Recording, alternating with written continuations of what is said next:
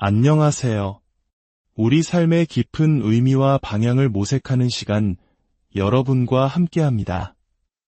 오늘 우리가 나눌 이야기는 고통으로 가득 찬 이 세상 속에서 어떻게 신의 흔적을 발견할 수 있는가에 대한 깊은 성찰입니다. 이 이야기에 귀 기울이시기 전에 잠시 시간을 내어 이 채널을 구독해 주시고, 만약 이 말씀이 여러분의 마음에 울림을 준다면 좋아요를 눌러주십시오. 여러분의 작은 행동 하나하나가 이 희망의 메시지를 더 널리 퍼뜨리는 귀한 씨앗이 됩니다. 이 나눔에 동참하시는 모든 분들께 하나님의 은혜와 평강이 함께하기를 기도합니다. 자, 이제 우리의 여정을 시작하겠습니다. 우리는 종종 자연의 경이로움, 인간의 양심, 혹은 우주의 질서 속에서 창조주의 존재를 증명하려는 시도들을 만나곤 합니다. 이를 자연신학이라 부릅니다.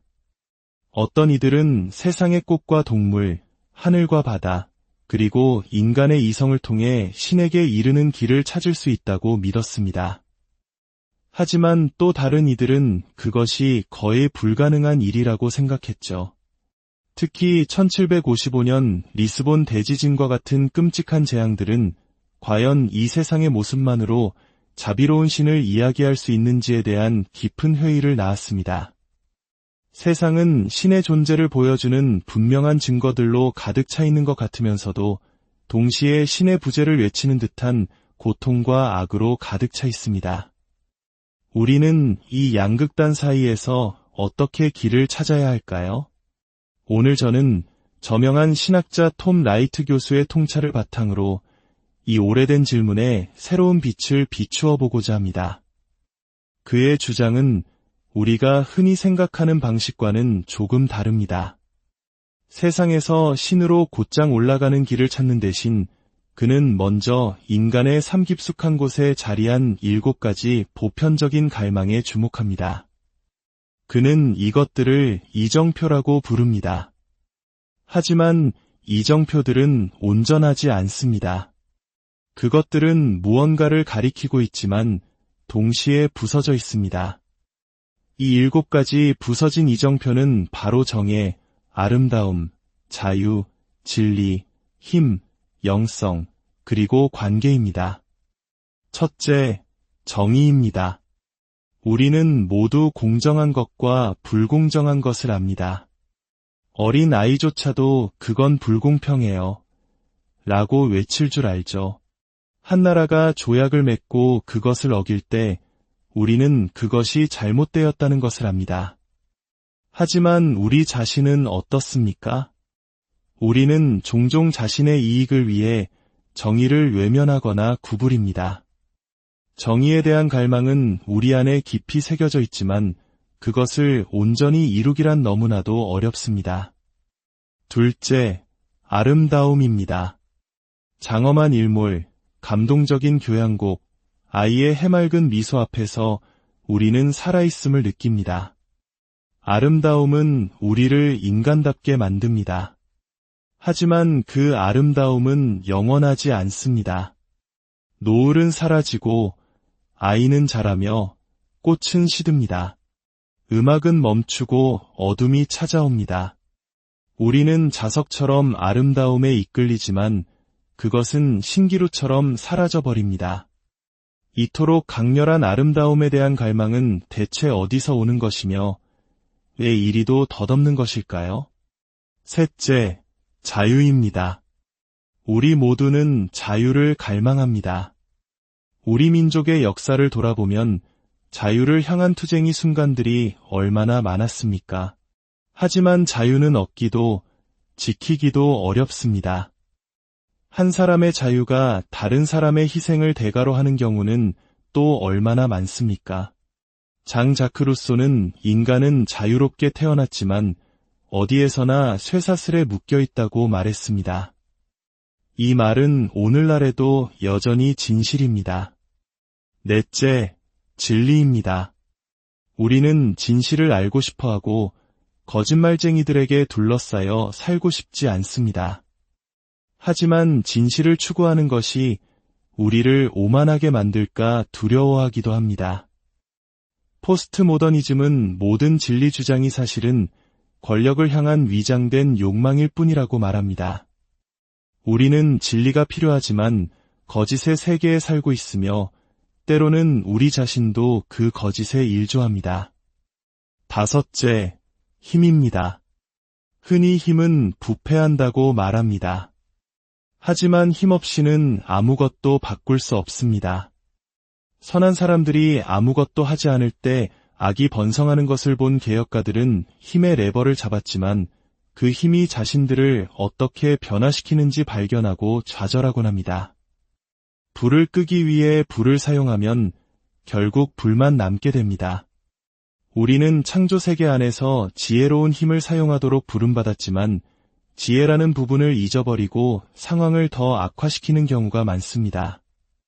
여섯째, 영성입니다. 세속주의가 영적인 것을 무가치한 것으로 치부하려 했지만 그 둑은 무너졌고 다양한 형태의 영성이 다시 우리 삶에 흘러 들어왔습니다. 사람들은 신이 사라진 자리를 메우기 위해 온갖 신비주의와 철학의 조각들을 끌어모읍니다. 하지만 그렇게 찾아낸 영성은 종종 우리를 더 깊은 공허함으로 이끌 뿐입니다. 우리는 영성 없이는 살 수 없는 듯한데 그 수많은 영성의 길 속에서 무엇을 붙잡아야 할까요? 마지막 7번째는 관계입니다. 우리 한국인들이 그토록 중요하게 여기는 정과 같은 깊은 유대감, 바로 관계입니다. 우리는 관계를 통해 지금의 내가 됩니다. 좋은 관계든 나쁜 관계든 관계는 우리를 형성합니다. 하지만 우리는 그토록 소중한 관계들을 끊임없이 망가뜨리고 또 그 관계들 때문에 상처받습니다. 그리고 아무리 좋은 관계라 할지라도 결국 죽음이라는 잔인한 이별로 끝나고 맙니다. 정의, 아름다움, 자유, 진리, 힘, 영성, 관계. 이 7가지는 인간이라는 존재의 핵심적인 소명입니다. 그것들은 단순한 도덕률을 넘어 우리가 이 세상에서 이루도록 부름받은 일들에 대한 본능적인 갈망입니다.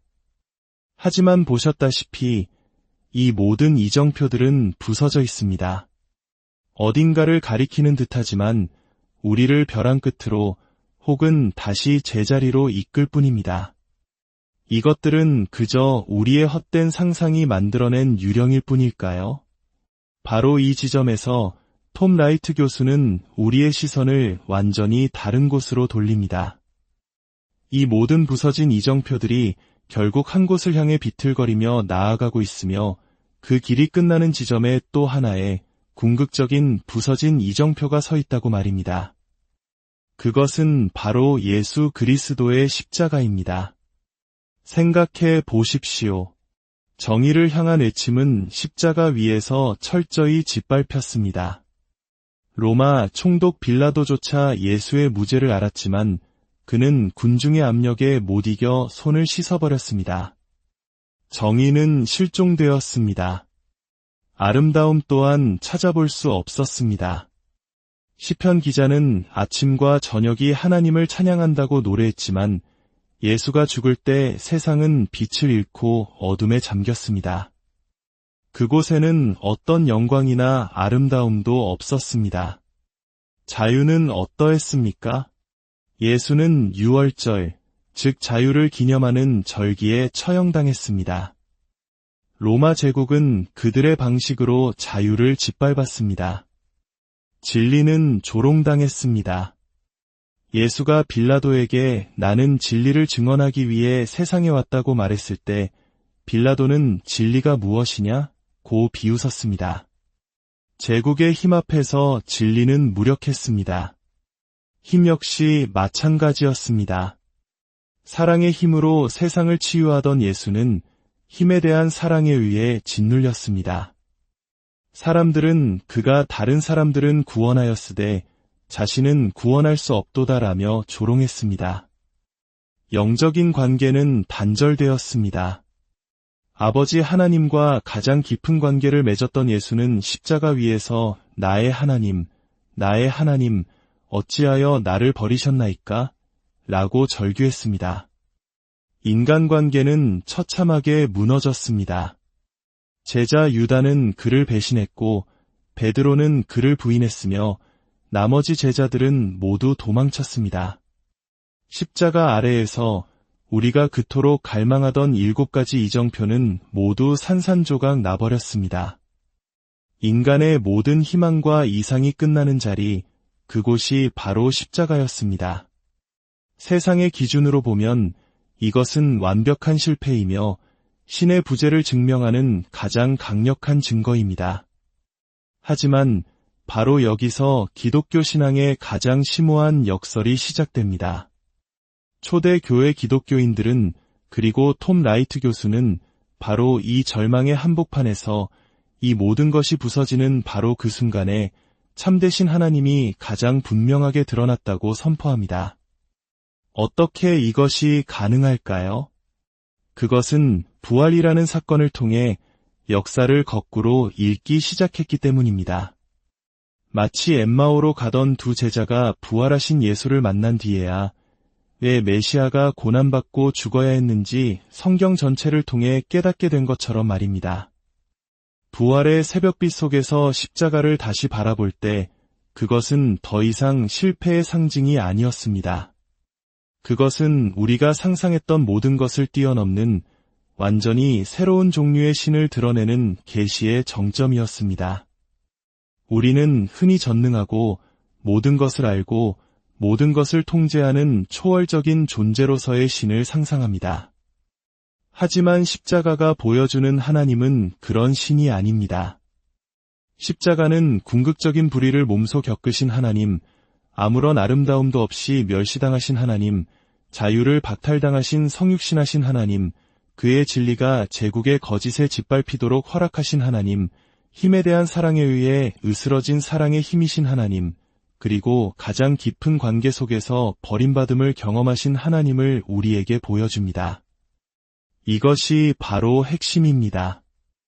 우리의 부서진 세상, 우리의 상처 입은 삶의 진정으로 말을 걸 수 있는 분은 스스로 상처 입으신 하나님뿐이라는 것입니다.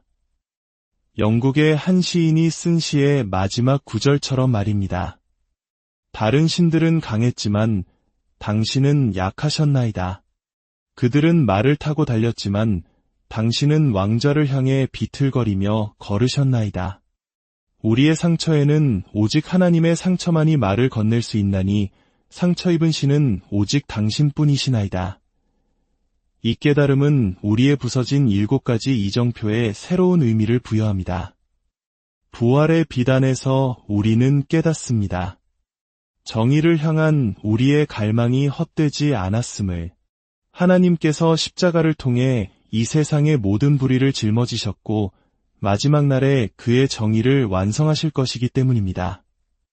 아름다움을 향한 우리의 갈망이 헛되지 않았음을, 십자가의 추함 속에서 피어난 부활의 영광은 이 세상의 모든 덧없는 아름다움이 장차올 새로운 창조 세계의 영원한 아름다움을 향한 희미한 그림자였음을 보여주기 때문입니다. 자유, 진리, 힘을 향한 우리의 갈망도 마찬가지입니다.